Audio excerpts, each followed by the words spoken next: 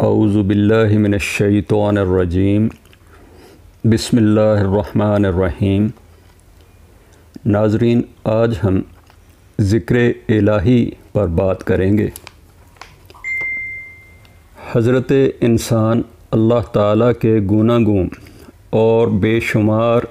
ظاہری اور باطنی احسانات و انعامات کا ہر وقت اور ہر ساتھ ممنون احسان ہے، اس لیے اس کا فرض ہے کہ اللہ عز و جل کے انعامات پر شکر بجا لائے، امتحان و ابتلائے مصائب میں صبر کرے اور گناہ سرزد ہونے پر توبہ و استغفار کرے اور ان پر پوری قوت اور استقلال سے قائم و دائم رہے، کیونکہ یہی تین چیزیں ہیں جو دنیا و آخرت میں انسان کے لیے سعادت کا پیش خیمہ اور فلاح و کامیابی کی ضامن ہیں، اور جن سے انسان کو کسی وقت بھی بے نیازی نہیں، کیونکہ جب بھی دیکھا جائے عز و جل کے فیضان رحمت و نعمت کی بارش انسان پر مسلح دھار بارش کی طرح پے در پے برس رہی ہے، جسے قائم و دائم اور جاری رکھنے کا صرف ایک ہی ذریعہ ہے، اور وہ ہے اللہ تعالیٰ کا شکر۔ شکر اور اس کے تین ارکان ہیں، یعنی اس کی ادائیگی تین باتوں پر مبنی ہے۔ اول، دل میں اعتراف نعمت، دوم، زبان سے انعامات الہی کا تذکرہ یعنی تحدیث نعمت، سوم، منعم حقیقی کے بتائے ہوئے طریقہ کے مطابق اسی کے حسب مرضی و منشا بجا لانا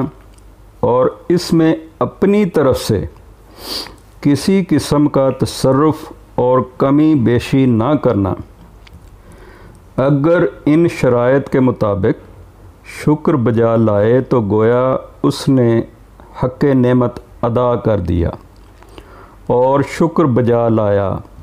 اگرچہ اس کے بعد بھی کما حق ہو ادا کرنے سے انسان قاصر ہی رہے گا۔ علی حاصل قیاس، بعض دفعہ بارگاہ الہی سے انسان کی آزمائش اور امتحان لینا مقصود ہوتا ہے، جس کے پیش نظر وہ مصائب میں مبتلا کر دیا جاتا ہے۔ ایسی صورت میں انسان کا فرض ہے کہ کسی قسم کی گھبراہٹ کے بغیر اس پر پورا صبر کرے۔ صبر کے بھی تین ارکان ہیں، حبس نفس،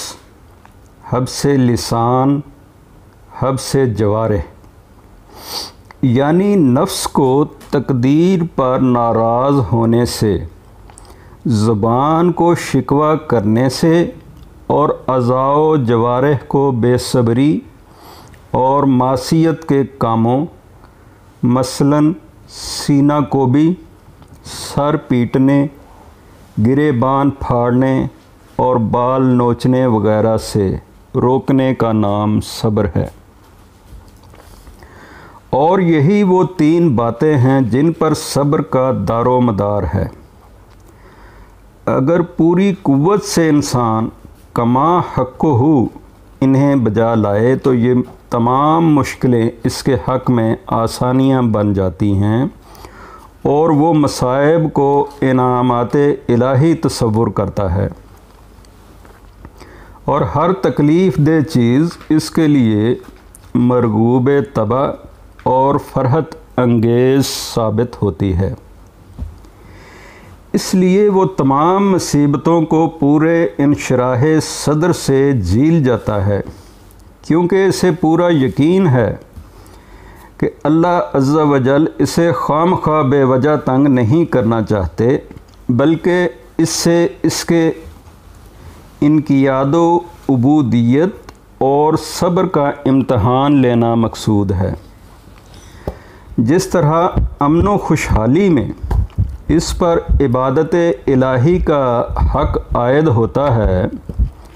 بین ہی اسی طرح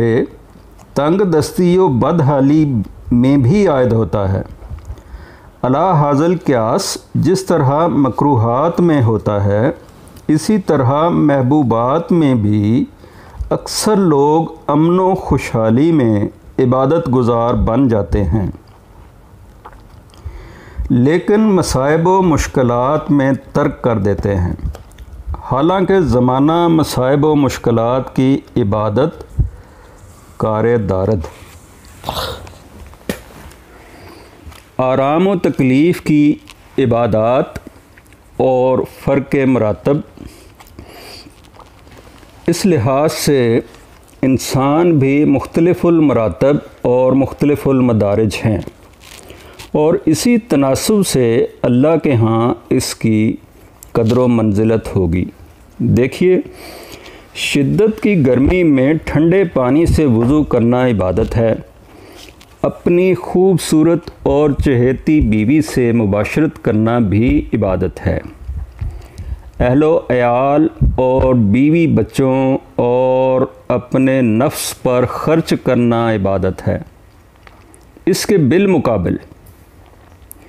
شدت کے جاڑے میں سرد پانی سے وضو کرنا بھی عبادت ہے۔ اسی طرح کسی معصیت، زنا وغیرہ کو ترک کرنا، جبکہ نفس اس کے لیے از حد بےتاب ہو۔ مزید برآں یہ کہ کسی کا ڈر ہو، نہ ہی کوئی دیکھ رہا ہو، تو یہ بھی عبادت ہے، اور قحط سالی اور تنگ دستی میں خرچ کرنا بھی عبادت ہے، لیکن ان دونوں قسم کی عبادت میں بڑا اور نمایاں فرق ہے۔ تو جو شخص تنگی و خوشحالی، آرام و تکلیف دونوں حالتوں میں عبادت الہی و طاعت الہی کو کما حقہ بجا لائے، تو ایسے شخص کے تمام معاملات اور کاروبار کا خود اللہ عز و جل کافی و کارساز ہو جاتا ہے، اور آیت ذیل کا مصداق بن جاتا ہے کہ الیس اللہ بکافٍ عبدہ، سورہ زمر آیت نمبر 36۔ ترجمہ: کیا اللہ تعالیٰ اپنے بندے کے لیے کافی نہیں ہے؟ ایک دوسری قرأت میں عبادہ بصورت جمع بھی ہے،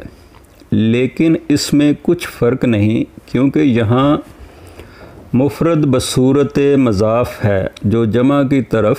عموم کا فائدہ دیتا ہے۔ غرض یہ کہ عبودیت تامہ ہوگی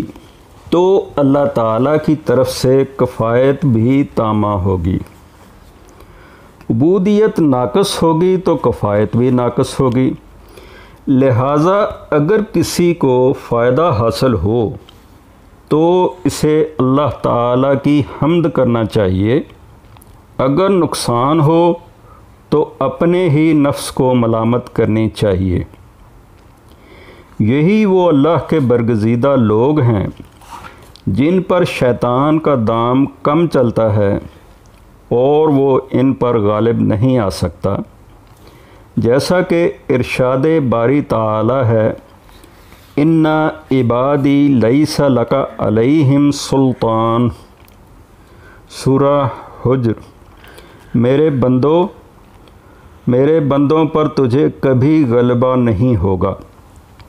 اور ابلیس بھی بخوبی جانتا ہے کہ اللہ عز و جل اپنے مخلص بندوں کو اس کے ہتھ کنڈوں میں نہیں آنے دیتا اور نہ ہی ان پر مسلط ہونے دیتا ہے، کیونکہ قرآن حکیم میں اس کا اعتراف موجود ہے۔ ترجمہ: تیری عزت و جلال کی قسم، تیرے مخلص بندوں کے سوا میں سب کو گمراہ کر ڈالوں گا۔ اور باری تعالیٰ کا ارشاد ہے، ترجمہ: ابلیس نے بندوں کے متعلق اپنے تخمینہ کو سچ کر دکھلایا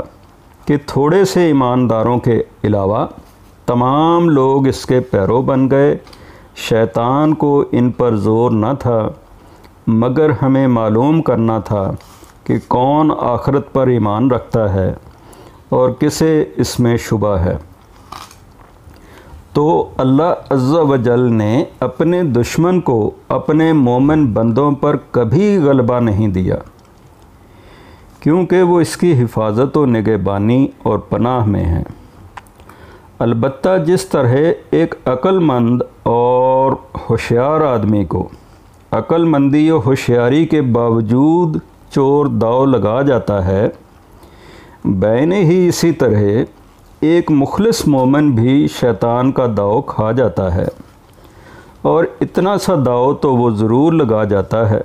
کیونکہ انسان سراسر شہوت و غفلت اور غضب کا پتلا ہے، اور یہی تین چیزیں اس کے چور دروازے ہیں جن سے وہ موقع پا کر انسان کو داؤ لگاتا ہے۔ انسان جس قدر بھی اپنا بچاؤ اور حفاظت کرے، آخر وہ کتنی حفاظت کر لے گا؟ اس کے خمیر میں غفلت و نسیان موجود ہے، اس کے اندر شہوت کی آگ بھی ہے، اور اس میں غضب و غصہ کی چنگاری بھی دبی ہوئی ہے۔ آخر وہ کس کس چیز کا مقابلہ کرے گا اور کس کس چیز سے اپنی حفاظت کرے گا؟ دیکھیے، ابو البشر حضرت آدم علیہ السلام جو تمام انسانوں کے باپ ہیں، آپ تمام مخلوق سے زیادہ عقل مند، سب سے زیادہ ہوشیار اور سب سے زیادہ ثابت قدم تھے۔ اتنی حفاظتوں کے باوجود دشمن اللہ نے آپ کو پھسلا لیا، یعنی کہ دشمن خدا نے آپ کو پھسلا لیا۔ تو ہمارے تمہارے جیسے بیچاروں کا کیا پوچھنا کہ جن کی اس قدر عقل مندی کے بالمقابل ہمارے عقول سراسر حماقت کہلانے کے سزاوار ہوں، اور جن کے علم کے سامنے ہمارے علوم سمندر اور تھوک کی نسبت رکھتے ہوں۔